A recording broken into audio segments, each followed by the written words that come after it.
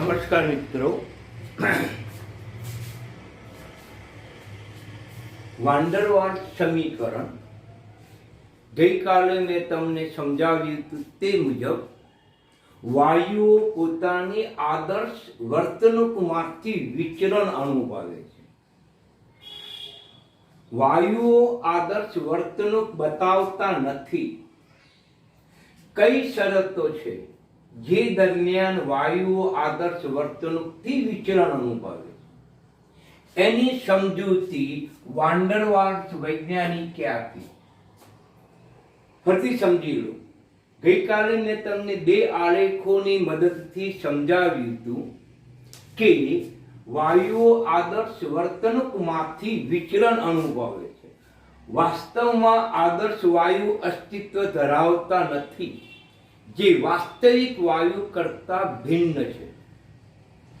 એટલે ગઈકાલે મેં આદર્શ વાયુ અને વાસ્તવિક વાયુ વચ્ચેનો તફાવત સમજાવ્યો હતો. કઈ શરતો છે જે દરમિયાન વાયુઓ આદર્શ વર્તણૂકથી વિચરણ અનુભવે? તો બે શરતો છે મિત્રો, જે વાંડરવાલ્સ વૈજ્ઞાનિકે સમજાવી હતી. એટલે વૈજ્ઞાનિક મિત્રો આ નોંધ કરજો, આટલી નોંધ કરજો.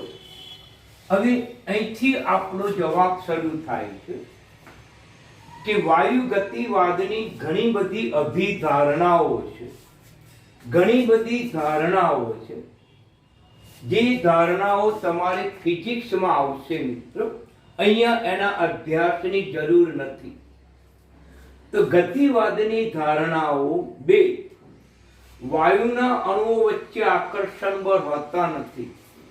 મિત્રો, આ અભિધારણા ખોટી સાબિત થઈ.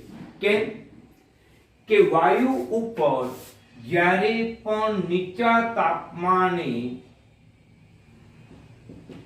વાયુ ઉપર ઊંચા દબાણે તાપમાન નીચું રાખવામાં આવે તો એ વાયુ પ્રવાહીમાં રૂપાંતર પામે છે. વાયુના અણુઓ એકબીજાથી દૂર છે, જ્યારે પ્રવાહીમાં અણુઓ એકબીજાથી નજીક છે. તો પછી વાયુ પ્રવાહીમાં શા માટે રૂપાંતર પામ્યો? તો વાંડરવાલ્સે સ્પષ્ટ સાબિત કર્યું કે આ અણુઓ વચ્ચે શું હોવું જોઈએ? આકર્ષણ બળો હોવા જોઈએ. આ અણુઓ વચ્ચે આકર્ષણ બળ હોવા જોઈએ, તો જ વાયુનું પ્રવાહીમાં રૂપાંતર થઈ શકે. આપણા ઘરે જે સિલિન્ડર છે, સિલિન્ડર ગેસનો બાટલો, એ ગેસની અંદર એ બાટલામાં ગેસ પ્રવાહી અવસ્થામાં હોય.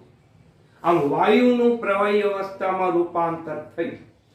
એ જ રીતે ઓક્સિજન સિલિન્ડરમાં ઓક્સિજન પ્રવાહી સ્વરૂપમાં છે. આમ દરેક વાયુ પ્રવાહીમાં રૂપાંતર થઈ શકે છે, કારણ કે વાયુના વચ્ચે આકર્ષણ બળ છે, વાયુના અણુઓ વચ્ચે આકર્ષણ બળ છે. માટે પહેલી અભિધારણા ખોટી સાબિત થઈ કે વાયુના અણુઓ વચ્ચે આકર્ષણ બળ હોતું નથી. આ વાક્ય ખોટું સાબિત થયું, આ વિધાન ખોટું સાબિત થયું. વાયુના અણુઓ વચ્ચે આકર્ષણ બળ છે. પછી વાયુએ રોકેલા અવકાશની સરખામણીમાં વાયુના અણુનું કદ અવગણવામાં આવે છે કે પાત્રની અંદર આ વાયુના અણુઓ જે કંઈ કદ રોકે છે એ કદ અવગણવામાં આવે. વાસ્તવમાં વાયુના અણુનું કદ ધ્યાનમાં લેવું પડે. વાયુના અણુનું કદ ધ્યાનમાં લેવું પડે. તેથી આદર્શ વાયુ સમીકરણ PV બરાબર nRT માં દબાણ અને કદમાં સુધારો કરવાની જરૂર પડી. મિત્રો બરાબર સમજી લો. તો આદર્શ વાયુ સમીકરણ જે છે PV બરાબર nRT, એમાં દબાણમાં પણ સુધારાની જરૂર પડી અને કદમાં પણ સુધારાની જરૂર પડી. તો પહેલો લઈએ દબાણમાં સુધારો. મિત્રો સમજી લો. એટલે વાંડરવાલ્સ સમીકરણ સમજાવો તો તમારે અહીંથી નોંધ કરવાની. પુસ્તકમાં તો તમને ઘણું બધું વર્ણન આપેલું છે, જે તમારે લખવાની જરૂર નથી. આટલું શોર્ટ અને સ્વીટ તમારે વર્ણન લખવું. તો આદર્શ વાયુ સમીકરણમાં પહેલી અભિધારણા ખોટી સાબિત થઈ, તેને કારણે દબાણમાં સુધારો કરવો પડ્યો. બીજી અભિધારણા ખોટી સાબિત થઈ, તેને આધારે કદમાં સુધારો કરવો પડ્યો. તો પહેલો જોઈએ દબાણમાં સુધારો. મિત્રો તો બરાબર સમજી લો કે વાયુ પાત્રના મધ્યમાં આ અણુ છે, જે અણુ બીજા અન્ય અણુઓથી ઘેરાયેલો છે. તેથી મધ્યમાં રહેલો પ્રત્યેક અણુ એ તેની આજુબાજુ રહેલા અન્ય અણુઓને કારણે એક સમાન આકર્ષણ બળ લાગે. બધી જ દિશામાં એક સમાન આકર્ષણ બળ લાગે છે. તેથી તેનું પરિણામી જે બળ છે એ શૂન્ય થઈ જાય છે. સમજી લો બરાબર કે વાયુ પાત્રના મધ્યમાં આ અણુ છે. એ અણુ બધી જ દિશામાં ગોઠવાયેલા અણુઓની વચ્ચે છે. તેને કારણે તેની ઉપર એક સમાન આકર્ષણ બળ લાગે છે. તેથી પરિણામી બળ શૂન્ય થઈ જાય છે. પરંતુ અહીં ધ્યાન આપો બરાબર, પાત્રની દિવાલ પાસેનો અણુ, આ અણુ એ દિવાલ તરફ કોઈ અણુ હોતા નથી. દિવાલની વિરુદ્ધ બાજુએ, પાત્રની અંદરની બાજુએ આ અણુઓ આવેલા છે. તેથી પરિણામી બળ એ એક જ દિશામાં આપણને જોવા મળે છે. માત્ર એક જ દિશામાં, દિવાલની વિરુદ્ધ દિશામાં જોવા મળે છે. પાત્રની અંદરની બાજુએ જોવા મળે. હું વિવિધ પરિભાષામાં શબ્દ બોલું છું. તો પાત્રની દિવાલ પરનો આ અણુ એ અંદરના અણુઓથી ઘેરાયેલો હોવાથી પરિણામી બળ એ અંદરની તરફ આકર્ષાય છે. પરિણામી બળ અંદરની તરફ આકર્ષાય છે. આની ઉપર સમાન બળ લાગતું નથી. તેથી પરિણામી બળ શૂન્ય થતું નથી. એટલે અંદરના અણુઓને પરિણામે દબાણમાં ફેરફાર થતો નથી, પરંતુ દિવાલ પાસેના અણુઓને કારણે દબાણમાં ફેરફાર થાય છે. ઊંચા દબાણે વાયુઓ પાત્રની દિવાલ સાથે પૂરતી અથડામણથી અથડાતા નથી. કેમ કે અંદરની તરફના અણુઓ આ અણુને આકર્ષે છે. તેથી અથડામણમાં અવરોધ ઉત્પન્ન કરે છે. આ અણુ આ અન્ય અણુઓથી આકર્ષાતા હોવાથી પૂરતા દબાણથી પૂરતા વેગથી એ દિવાલ સાથે અથડાતા નથી. કારણ કે આ અણુ અંદરના અણુઓથી ખેંચાઈ જાય છે, અંદરના અણુઓથી આકર્ષણ અનુભવ. માટે આ અણુ પૂરતી દિવાલ સાથે દબાણ ઉત્પન્ન કરતું નથી. બરાબર સમજી લો. ફરીથી ઊંચા દબાણે વાયુ પાત્રની દિવાલ સાથે પૂરતી અથડામણ, પૂરતા વેગથી અથડાતું નથી. કારણ કે તેનું પરિણામી બળ અંદરની તરફ, પરિણામી બળ એ અંદરની તરફ છે. પરિણામી બળ, આકર્ષણ બળ એ અંદરની તરફ જોવા મળે. પાત્રની અંદરની તરફ શૂન્ય થતું નથી. આમ પૂરતી વેગથી એ દિવાલ સાથે અથડાતો નથી. કારણ કે આ અણુઓ બીજા અણુઓ વડે આણ્વીય આકર્ષણ બળને કારણે પાછા ખેંચાય છે. આ અણુઓ પાછો ખેંચાય, આ અણુ પાછો ખેંચાય. કેમ પાછો ખેંચાય છે?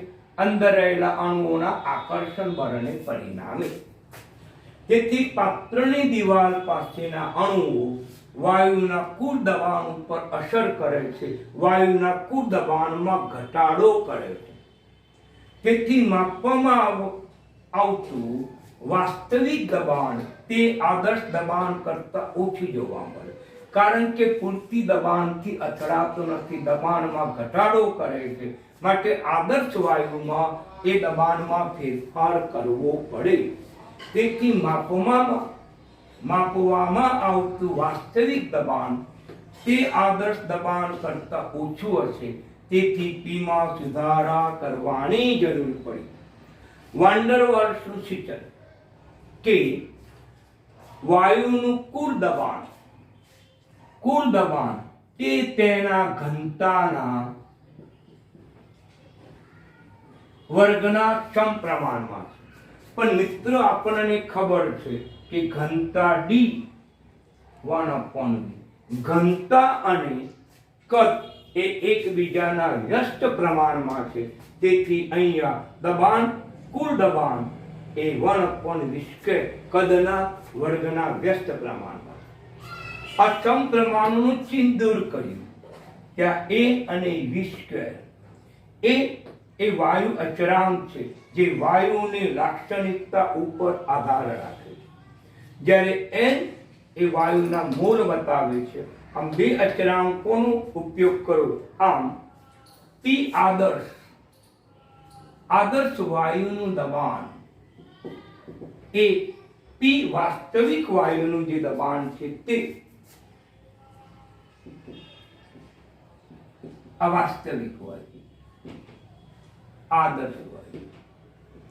આમ વાસ્તવિક વાયુ એ આદર્શ વાયુના દબાણ જેટલું કરવા માટે જે કંઈ દબાણમાં ઘટાડો થયો એ આપણે ઉમેરવો પડે, એટલે આપણે ઉમેરીશું સુધારેલું દબાણ AN²/v²,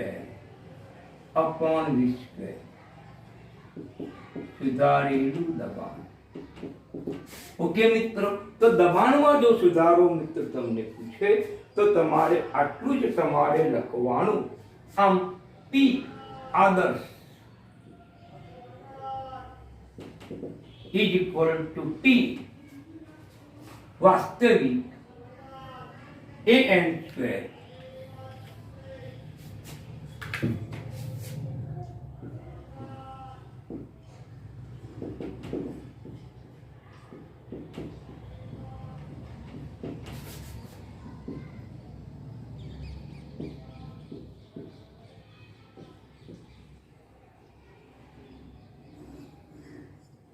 જો તમને દબાણમાં સુધારો પૂછે તો મિત્રો આટલે સુધી જ લખવાનું. MCQ માટે મિત્રો આ સૂત્ર યાદ રાખજો કે દબાણમાં વાન ડર વાલ્સે કયો સુધારો કર્યો, તો તમારે આ યાદ રાખવું. વાન ડર વાલ્સ સમીકરણ અનુસાર આદર્શ વાયુનું દબાણ કેટલું, તો આદર્શ વાયુના દબાણ માટે આ સૂત્ર યાદ રાખજો મિત્રો. વેરી મોસ્ટ ઇમ્પોર્ટન્ટ MCQ છે, એટલે તમને બરાબર સમજણ પડી હશે મિત્રો. બિલકુલ સરળ છે, બહુ અઘરું નથી. હવે આપણે પહેલી પૂર્વધારણા ખોટી સાબિત થઈ, બીજી પૂર્વધારણાની પણ આપણે ચર્ચા કરીશું. તો બીજી પૂર્વધારણા અનુસાર વાયુનું કદમાં સુધારો. નંબર 2, કદમાં સુધારો.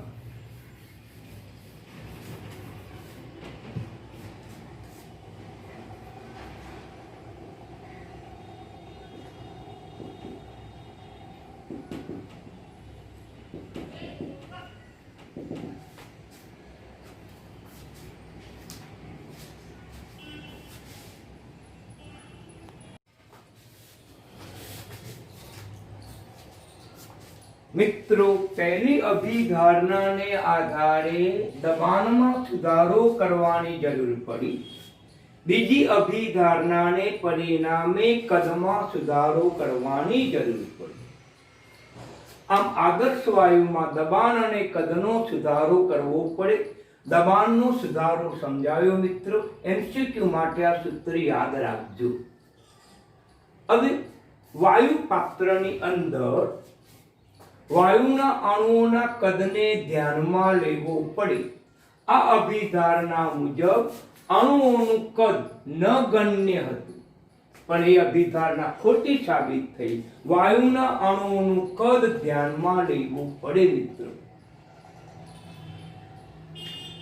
આ ઓરડામાં તમારે ફરવા માટેનું કદ કેટલું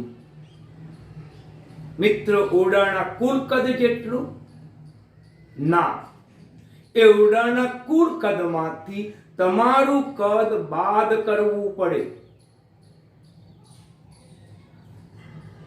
એટલું આ ઓરડામાં ભ્રમણ માટેનું કદ પ્રાપ્ત થાય, હલનચલન માટેનું કદ પ્રાપ્ત થાય. તમે જે ઓરડામાં બેઠા છો તે ઓરડામાં હલનચલન કરવા માટે કેટલું કદ પ્રાપ્ત થાય, તો એ ઓરડામાં રહેલા સાધન સામગ્રી અને તમે એ સ્થાને એ અવકાશમાં તમે હલનચલન કરી શકતા નથી મિત્રો. આ આપણું એક વ્યવહારિક ઉદાહરણ છે મિત્રો. વિદ્યાર્થી મિત્રો બરાબર સમજણ પડી કે ઓરડામાં હલનચલન આપણે કરવું છે તો કેટલા કદમાં હલનચલન કરીશું? ઓરડાના કુલ કદ જેટલું ના, ઓરડાના કુલ કદમાંથી આપણું કદ બાદ કરવું પડે, એટલા અવકાશમાં તમે હલનચલન કરી શકો. એ જ પ્રમાણે અહીંયા પણ વાયુના અણુઓના કદને ધ્યાનમાં લીધું અને વાયુના હલનચલન માટે વાયુના અણુઓએ રોકેલું કુલ કદ પ્રાપ્ત થશે નહીં. એટલે કે વાયુ પાત્ર છે હલનચલન માટે આ સમગ્ર કદ પ્રાપ્ત થશે નહીં મિત્ર. આ વાયુ પાત્ર છે, સમગ્ર કદ પ્રાપ્ત નહીં થાય.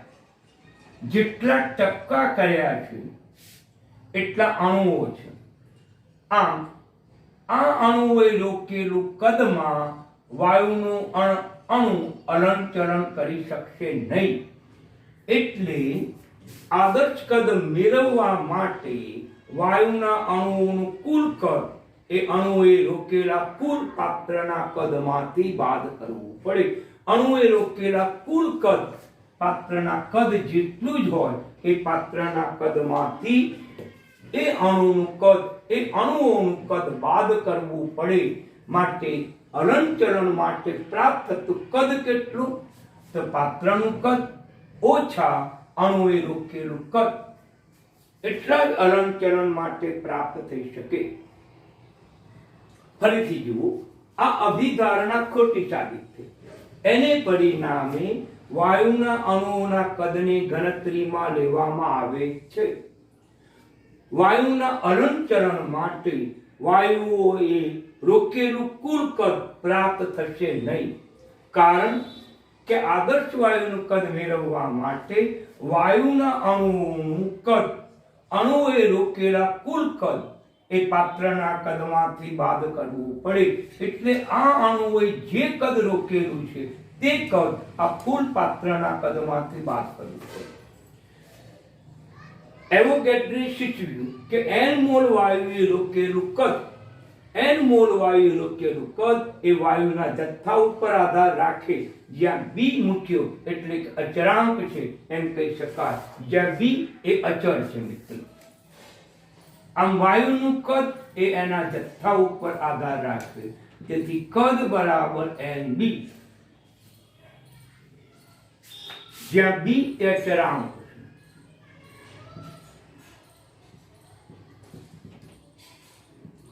એટલે આ ન લખવું હોય તો સીધે સીધું લખી શકાય. તેથી કુલ કદ v માંથી બાદ કરવું પડે. આ કદ, આ મૂલ્યને કુલ કદ v માંથી બાદ કરવું પડે. બીજી પરિભાષામાં સમજીએ તો વાયુના અણુઓને હલનચલન માટે પ્રાપ્ત થતું કદ કેટલું? તો પ્રાપ્ત થતું કદ એ કુલ કદમાંથી અણુઓએ રોકેલું કદ બાદ કરવું પડે. તેથી v - nb કુલ કદ પાત્રનું અને વાયુના અણુએ રોકેલું કદ બાદ કરવું પડે. તેથી કદમાં સુધારો કેટલો મિત્રો? તો કદમાં સુધારો આટલો આવ્યો. એ તમે એમસીક્યુ માટે યાદ રાખજો. એટલે મિત્રો બિલકુલ સરળ છે. તમે થોડું ઘણું જો સમજી જશો તો સૂત્ર તમને સરળતાથી આવશે. આમ આ જે બાબત હતી એને આધારે આ બે પૂર્વ ધારણા ખોટી સાબિત થઈ. દબાણમાં સુધારો કર્યો, કદમાં સુધારો કર્યો. એ આપણે પીવી બરાબર એનઆરટી સમીકરણમાં દબાણનો સુધારો ઉમેર્યો અને કદનો સુધારો ઉમેર્યો. આમ તેને પરિણામે આપણને આ સમીકરણ પ્રાપ્ત થયું અને આ સમીકરણને વાન ડર વાલ્સ સમીકરણ તરીકે ઓળખવામાં આવે. એમાં એ અને એન બી અચળ છે. મિત્રો બરાબર ધ્યાનમાં રાખજો. એટલે ગઈકાલે આલેખો સમજાયા, એ પણ થિયરિકલ હતા. આજે પણ મેં વાન ડર વાલ્સ સમીકરણ આપ્યું, એ પણ થિયરી હતી, જે સમજૂતી પ્રકારનું હતું. મિત્રો એમાંથી તમને થિયરી પૂછાય, પરંતુ એમસીક્યુ માટે આ બધા સૂત્રો અગત્યના હતા, માટે મેં તમને એમસીક્યુ માટે આ સૂત્રોની મેં બરાબર તમને સમજૂતી આપી. એટલે મિત્રો આ તમે જે રીતે અહીંથી લખવાનું શરૂ કરજો. પહેલું દબાણનો સુધારો લખજો, એ દબાણનો સુધારો આટલે સુધી. ત્યાર પછી કદમાં તમે સુધારો પૂછે તો અહીંથી તમે શરૂ કરીને તમારી નોટબુકમાં અવશ્ય રીતે નોંધ કરતા રહેજો. મેં અગાઉ પણ તમને કીધું મિત્રો કે પુસ્તકમાં ઘણું બધું લખાણ આપ્યું છે, ઘણું બધું વર્ણનાત્મક છે, એટલું બધું કંઈ જવાબો લખવાના હોતા નથી મિત્રો. પરંતુ તમારે ટૂંકીને ટચ માહિતી મેં પાટિયા પર લખી છે, એનું તમે પૂરેપૂરી અક્ષરશઃ નોટ્સ બનાવજો, જેથી કરીને તમને થિયરીમાં પૂરા માર્ક્સ મળી શકે. આમ આ અગત્યની ગઈકાલની અને આજની થિયરી હતી. મિત્રો ધ્યાનમાં રાખજો.